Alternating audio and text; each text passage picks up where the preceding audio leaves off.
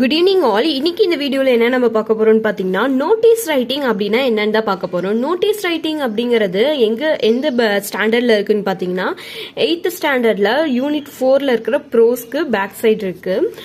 So இப்போ நம்ம notice அப்படின்னா என்னன்னு பார்த்தீங்கன்னா, இப்போ நமக்கு ஏதாவது ஒரு இன்ஃபர்மேஷனை சொல்றதுக்காக நோட்டீஸ் போர்ட்லயோ காலேஜஸ்ல எல்லாம் நோட்டீஸ் போர்டில் நமக்கு ஏதாவது நோட்டீஸ் கொடுப்பாங்க. அதே மாதிரி இப்போ வேற ஏதாவது அவுட் சைட்ல எல்லாம் ஏதோ ஒரு மெயின் ஆஃபீஸ்ல இது மாதிரி நோட்டீஸ்லாம் கொடுப்பாங்க.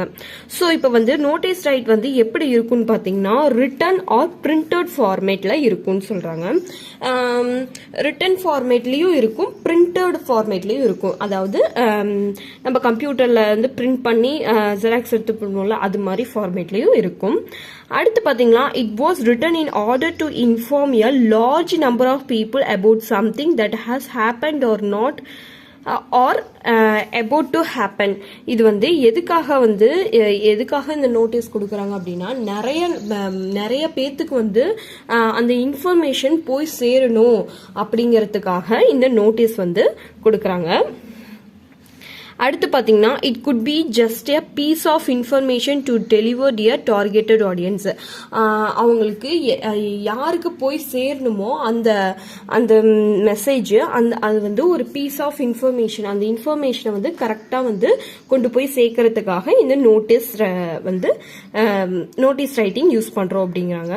இது எப்படி இருக்கலாம், அதாவது எதை பற்றின இந்த நோட்டீஸ் இருக்கலாம்னு பார்த்தீங்கன்னா, காம்படிஷன் பற்றி இருக்கலாம், அதுலனா எக்ஸ்கர்ஷன் ட்ரிப் பத்தி இருக்கலாம். இப்ப காலேஜ்ல எல்லாம் எக்ஸ்கர்ஷன் ட்ரிப், ஸ்கூல்ல இது மாதிரிலாம் கூட்டிட்டு போறாங்க அப்படின்னா, ஏன்னா ஹோல் ஸ்கூலுக்குமே சொல்ல முடியாதுங்கிறனால ஸோ நோட்டீஸ் போர்டில் ஒரு பிரிண்டட் ஃபார்மேட்ல எழுதி பேஸ்ட் பண்ணிட்டாங்கன்னா அது எல்லாருமே படிச்சுக்கலாம். ஸோ அது மாதிரி இருக்கலாம். ஆர்எல்ஸ் என்ன இருக்கலாம்னா, லாஸ்ட் அண்ட் ஃபவுண்ட் நோட்டீஸ், யாராவது தொலைஞ்சு போயிட்டாங்க அப்படின்னா அவங்கள கண்டுபிடிக்கிறதுக்கான நோட்டீஸா கூட இருக்கலாம். அடுத்து பார்த்தீங்கன்னா, அண்ட் இனார்கேஷன் பண்ணுறதை பற்றி இருக்கலாம். அடுத்து பார்த்தீங்கன்னா, எக்ஸிபிஷனை பற்றி இருக்கலாம், பிளட் டொனேஷனை பற்றி இருக்கலாம், பிளட் டொனேஷன் கேம்ப் பற்றி இருக்கலாம், or else any event or information in public interest. So இது அதாவது இந்த பப்ளிக்கு போய் சேர விதமாக எந்த இன்ஃபர்மேஷன் எல்லா இன்ஃபர்மேஷனும் இந்த மாதிரி நோட்டீஸ் ரைட்டிங்கில் நம்ம தெரிஞ்சுக்கலாம் அப்படின்னு சொல்கிறாங்க. இது ஒரு ஃபேக்சுவல், அதாவது அதோட பாயிண்ட் கரெக்டா சொல்ற மாதிரி இருக்கணும். அடுத்து பாத்தீங்கன்னா, இந்த நோட்டீஸ் எப்படி இருக்குன்னா சிம்பிள் லாங்குவேஜா இருக்கணும், ஈஸியா நம்ம படிச்ச உடனே அண்டர்ஸ்டாண்ட் பண்ணிக்கிற மாதிரி இருக்கணும். நாட் ஃபிளவரி அப்படின்னா ரொம்ப டிசைன்லாம் போட்டு கொஞ்சம் சுத்தி வளைச்சு சொல்ற மாதிரி இருக்கும். டைரக்டா அந்த நம்ம என்ன பாயிண்ட் சொல்ல வரமோ அதை கரெக்டா சொல்லியிருக்கணும். அதுக்கு பாத்தீங்கன்னா, இது ஃபார்மல் டோன்ல தான் இருக்கணும். நம்ம ஃப்ரெண்ட்ஸுக்குலாம் எழுதுவோம்ல, அது மாதிரிலாம் இருக்கக்கூடாது. ஃப்ரெண்ட்ஸ்க்குலாம் லெட்டர்லாம் எழுதுவோம்ல, ஸோ அது மாதிரி நலமறி ஆவல் இது மாதிரிலாம் சொல்லுவோம்ல, ஸோ அது மாதிரிலாம் எதுவுமே இருக்கக்கூடாது. அது எப்படி இருக்குன்னா, ஃபார்மல் டோன்ல தான் இருக்கணும். அடுத்து எது யூஸ் பண்ணக்கூடாதுன்னு பாத்தீங்கன்னா, பர்சனல் ப்ரொனவுன் யூஸ் பண்ணக்கூடாது. ப்ரொனவுனாவே I we you he she it அதெல்லாம் சொல்றோம்ல, அந்த மாதிரி ப்ரொனவுன்ஸ்லாம் யூஸ் பண்ணக்கூடாது.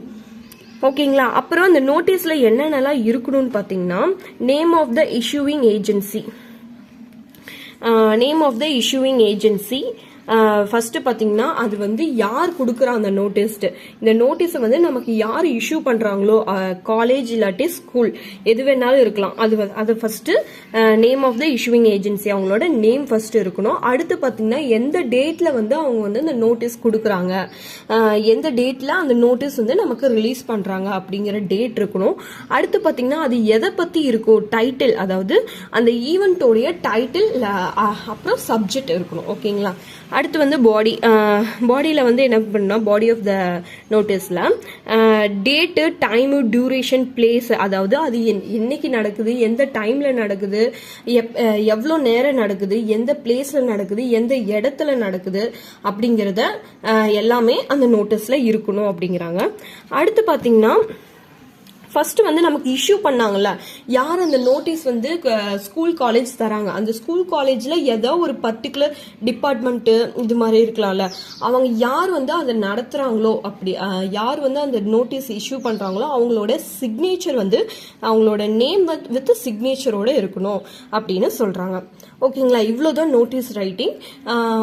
இது உங்களுக்கு நல்லாவே இப்போ ஈஸியாக புரிஞ்சிருக்கும்னு நினைக்கிறேன். இந்த ஃபார்மேட்ல இருந்துச்சுன்னா நீங்கள் வந்து இந்த ஃபார்மேட்ல தான் நீங்கள் நோட்டீஸ் ரைட்டிங், நோட்டீஸ் வந்து மற்றவங்களுக்காக நீங்கள் வந்து இஷ்யூ பண்ணுற இந்த ஃபார்மேட்ல தான் நீங்கள் வந்து ஒரு நோட்டீஸ் வந்து ரைட் பண்ணும் அப்படின்னு சொல்ல வராங்க.